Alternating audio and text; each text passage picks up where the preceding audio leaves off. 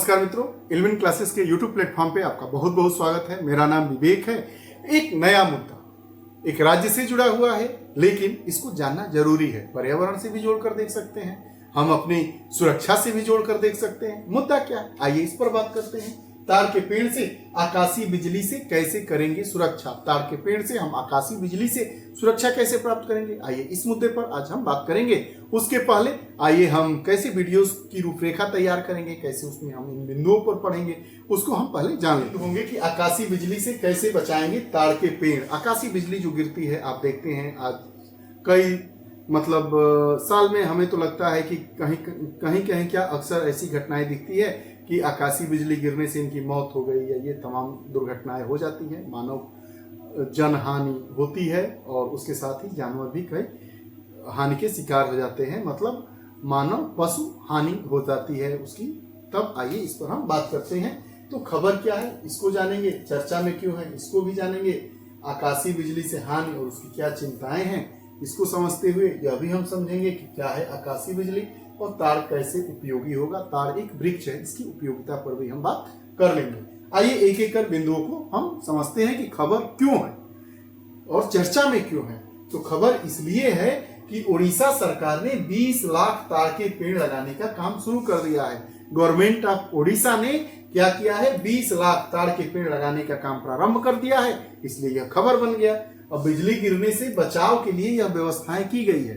अगर वर्ष 2015 की बात की जाए तो वर्ष 2015 में बिजली गिरने को राज्य विशिष्ट आपदा घोषित कर चुका है। उड़ीसा राज्य 2015 में बिजली गिरने को विशिष्ट आपदा घोषित कर चुका है। राज्य के राजस्व एवं आपदा प्रबंधन ताड़ के पेड़ सुरक्षा मानते हैं कि राजस्व एवं आपदा प्रबंधन के बचाव के लिए यह बचाव में जो युक्तियां अपनाता है उसमें ताड़ के पेड़ से सुरक्षा की जा सकती है। राज्य वन विभाग ने पूरे राज्य में 20 लाख ताड़ के पेड़ लगाने की संख्या कम कर 0 पर लाना है। अब इसकी बात आइए आगे करते हैं। आकाशीय बिजली। आकाशीय बिजली क्या होती है? इंट्रा क्लाउड लाइटिंग इसको हम कहते हैं। बादल के भीतर विपरीत आवेशों के बीच, बादल के भीतर विपरीत आवेश मतलब धन आवेश और ऋण आवेशों के बीच। क्लाउड टू ग्राउंड लाइटिंग, बादल और जमीन के विपरीत, ये बादल और जमीन के विपरीत आवेशों के बीच बादल के भीतर का जो तंत्र है, तूफान के दौरान जब तूफान आता है तो तूफान के दौरान बर्फ के क्रिस्टल हवा में ऊपर नीचे बहते हैं, जिससे घर्षण होता है। जब तूफान आता है तो बर्फ के जो क्रिस्टल है ऊपर नीचे घूमते हैं, घिसते हैं, तो उससे क्या होता है, घर्षण होता है और बादल के धनात्मक और ऋणात्मक आवेश अलग अलग हो जाते हैं। जब तूफान आता है तो बर्फ के क्रिस्टल हवा में ऊपर नीचे घिसते हैं, घर्षण करते हैं, उससे क्या हो जाता है, बादल के जो धनावेश और ऋणावेश क्या होते हैं, अलग अलग हो जाते हैं। जो बादल का शीर्ष भाग होता है वह प्रोटॉन से धनात्मक और आधार उसका ऋणात्मक होता है और क्या होता है, एक बिजली की संरचना बन जाती है। वही उसी को हम आकाशीय बिजली कहते हैं। क्या होती है आकाशीय बिजली?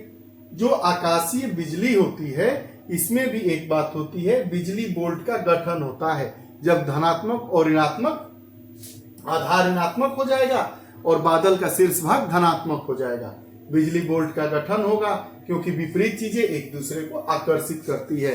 आप चुंबक देखते हैं तो धनात्मक सकता नहीं है और जो विपरीत होता है, विपरीत चीजें एक दूसरे को आकर्षित करती हैं।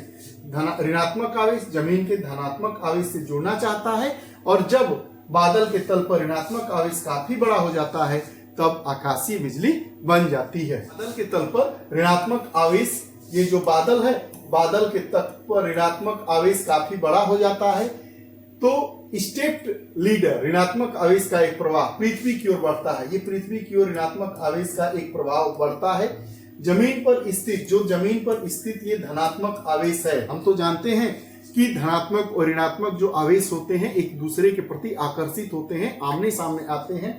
तो जब बादल से ऋणात्मक आवेश पृथ्वी के धनात्मक आवेश की तरफ आएगा तो स्पेक्ट लीडर की ओर आकर्षित होता है और यह घटनाएं होती है, आकाशीय बिजली बनती है और उससे यह घटना होती है। अब उड़ीसा में हानि और चिंता की बातें हैं। उड़ीसा सरकार के द्वारा 20 लाख ताड़ के पेड़ को लगाया गया है और लगाने जाने की प्रक्रिया वहां के वन विभाग के द्वारा किया जा रहा है। और ऐसा बताया जा रहा है कि जो ताड़ के पेड़ हैं वह आकाशीय बिजली से हम लोगों की सुरक्षा करेंगे। तो उड़ीसा में हानि और चिंता की अगर बात करें तो पिछले 11 वर्षों का लेखा जोखा है। पिछले 11 वर्षों में 3790 लोगों की आकाशीय बिजली से मृत्यु हुई थी। पिछले 3 वित्तीय वर्षों में बात करें तो 791 मृत्यु हुई थी बढ़ती आवृत्ति के साथ। 2 सितंबर 2023 2 घंटे के अंतराल में 61,000 बिजली गिरने की घटनाएं हुई, 12 मृत्यु हुई। विशेष राहत आयुक्त कार्यालय की अगर सूचना की बात करें तो 2021-22 में 282 मृत्यु, 2022-23 में 297, 2023-24 में 212 मृत्यु हुई है। जो मयूरभंज, क्योंझर, बालासोर, भद्रक, गंजाम, ढेकनाल, कटक, सुंदरगढ़, कोरापुट और नवरगढ़ में 2015 से अगर बिजली गिरने की से मृत्यु पर 4 लाख रुपए की अनुग्रह राशि उड़ीसा सरकार के द्वारा दी जाती है। जो climate resilient observing system promotion council है की रिपोर्ट जो 2022 में दी गई है उसमें मध्य प्रदेश, छत्तीसगढ़, महाराष्ट्र, उड़ीसा और पश्चिम बंगाल बिजली गिरने के प्रति अधिक संवेदनशील है। कौन कौन से राज्य हैं? मध्य प्रदेश है आपका, छत्तीसगढ़ है, महाराष्ट्र है, उड़ीसा है, पश्चिम बंगाल है। बिहार, उत्तर प्रदेश, कर्नाटक, झारखंड और तमिलनाडु उच्च दर वाले हैं, उच्च दर वाले राज्य हैं। उड़ीसा ही क्यों संवेदनशील है? ज्यादा संवेदनशील उड़ीसा क्यों है बिजली के मामले में, बिजली आकाशीय बिजली गिरने के मामले में? तो उड़ीसा विशेष रूप से संवेदनशील है क्योंकि इसके कई कारक हैं। जलवायु कारकों का जटिल संयोजन, नमी, तापमान, वायुमंडलीय दबाव आदि हैं। मानसून पूर्व और मानसून अवधि वातावरण में नमी और गर्मी का स्तर बहुत अधिक होता है, ये भी एक कारण है। समुद्र के तापमान से प्रभावित चक्रवाती गतिविधियां होती है, तटीय स्थिति के कारण होती है। बंगाल की खाड़ी से आने वाले चक्रवात और समुद्री तूफान भी इसके एक कारण है। साथ ही साथ अगर वायुमंडल की संवहनीय ऊर्जा की हम बात करें तो वायुमंडल में जब ऊर्जा का संचय होता है तो वह आकाशीय बिजली के रूप में बाहर निकलता है। इस ऊर्जा को संवहनीय ऊर्जा कहते हैं। वायुमंडल की संवहनीय ऊर्जा क्या होती है? तो वायुमंडल में जब ऊर्जा का संचय होता है, वायुमंडल में जब ऊर्जा संचयित हो जाती है, इकट्ठी हो जाती है, तो वह आकाशीय बिजली के रूप में बाहर आती है और इसी ऊर्जा को हम संवहनीय ऊर्जा कहते हैं। मुख्य खतरा किस आबादी पर है? ग्रामीण क्षेत्रों में 96% बिजली गिरने की घटनाएं देखी गई है।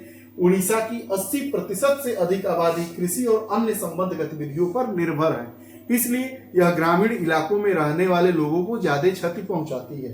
किसान और खेतीहर मजदूर जैसे दैनिक वेतनभोगी लोग खामियाजा के शिकार होते हैं, जो खुले खेतों में लंबे समय तक काम करते हैं, जिसमें वे बिजली गिरने के प्रति संवेदनशील होते हैं। उड़ीसा के ज्यादातर लोग खेती किसानी वाले लोग हैं, खुले स्थान पर रहना ही है, खेती करना है, तो इसीलिए बिजली गिरती है तो उन पर संवेदनशीलता बढ़ जाती है और ज्यादा जन और धन की हानि उन्हीं लोगों को होती है। अब बात हो रहा है कि ताड़ का पेड़ कैसे उपयोगी होता है। तो ताड़ के पेड़ होते हैं अन्य पेड़ों की तुलना में उनकी ऊंचाई ज्यादा होती है, ऊंचे होते हैं। बिजली के सुचालक होने के लिए अद्वितीय रूप से उपयोग है। नमी और रस अधिक होता है, बिजली को ये अवशोषित कर सकते हैं। जमीन पर इसके प्रत्यक्ष प्रभाव को कम भी कर सकते हैं। राज्य सरकार द्वारा अर्थात उड़ीसा सरकार के द्वारा मौजूदा ताड़ के पेड़ों की कटाई पर प्रतिबंध लगा दिया गया है और वनों की सीमाओं पर 19 लाख ताड़ के पेड़ लगाए जाएंगे। अब आइए पहल और सीमाओं की बात कर ताड़ के पेड़ लगाए जा रहे हैं कि उससे क्या होगा? आकाशीय बिजली से बचाव होगा। ताड़ के पेड़ क्यों आकाशीय बिजली से बचाएंगे, इसके कारण को जाना। अब जानते हैं पहल की सीमाएं। एक ताड़ के पेड़ को 20 फीट की ऊंचाई प्राप्त करने के लिए 15 से 20 साल का समय लगता है। रणनीति का कोई तत्काल परिणाम नहीं होता है। बिजली गिरने के बाद कुछ पेड़ों में आग लग सकती है। अन्य पहल क्या है? पूर्व चेतावनी प्रणाली। भारत दुनिया के उन 5 देशों में से एक है। 5 दिन पहले से लेकर 3 घंटे पहले तक पूर्वानुमान उपलब्ध हो जाता है कि मौसम कैसा रहेगा, आप देखते ही होंगे। दामिनी लाइटिंग अलर्ट एप्लीकेशन की बात की जा रही है कि राज्य विशिष्ट आपदा उड़ीसा ने 1 अप्रैल 2015 को बिजली गिरने को राज्य विशिष्ट आपदा घोषित कर दिया है। लाइटिंग रेजिलिएंट इंडिया अभियान क्या है? तो यह अभियान 50% से अधिक मौतों को कम करने में सक्षम रहा है। 50% से अधिक जो मौतों को कम करने में यह अभियान सक्षम रहा है। बढ़ती जागरूकता और व्यापक उपायों से मृत्यु को शून्य किया जा सकता है। 30-30 नियम क्या है? 30-30 नियम जागरूकता। यह नियम कहता है कि बिजली देखने के 30 सेकंड के भीतर गड़गड़ाहट की आवाज बिजली की उपस्थिति का सूचक है। बिजली अगर दिखती है और 30 सेकेंड के अंदर गड़गड़ाहट होती है तो समझिए कि बिजली गिरेगी। अन्य पहलों में हम इनको शामिल कर सकते हैं।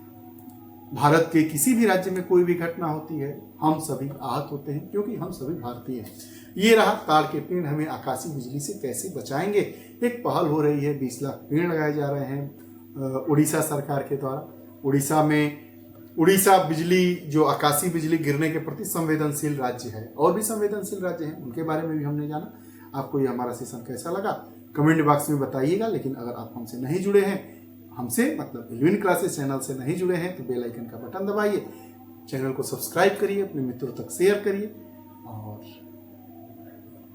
कोई भी अगर अपनी बात कहनी हो तो आप हमें हमारे व्हाट्सएप नंबर 7081788388 पर मैसेज करके कह सकते हैं। हम आपसे जुड़ सकते हैं, आप हमसे जुड़ सकते हैं। बहुत बहुत धन्यवाद। नमस्कार।